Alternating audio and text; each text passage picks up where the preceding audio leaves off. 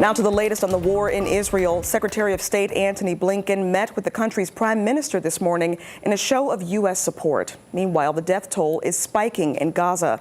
More than 1,300 killed and more than 6,000 injured. In Israel, at least 1,200 are confirmed dead, with 2,900 injured, 25 Americans among those killed, with 17 U.S. citizens still missing. ABC's Inez de la Cuatera has more.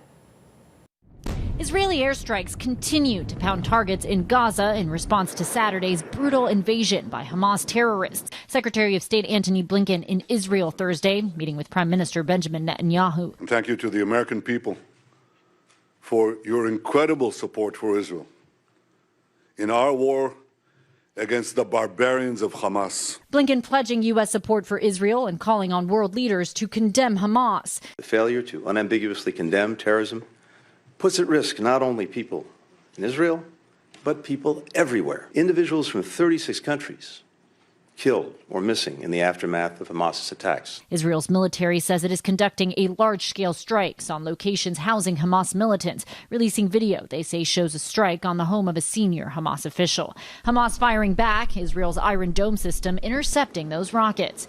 A Hamas official on Russian television saying Hamas spent 2 years planning Saturday's attack. The official saying, quote, "We made them think that Hamas was busy governing Gaza, that it had completely finished with the resistance. All the while, Hamas under the table was preparing for this big attack." Haunting surveillance video posted online showing how it all unfolded. 2 heavily armed Hamas militants arriving at the gate to a kibbutz, smashing a window and making their way inside an office, then ambushing and killing occupants in a car that pulls up.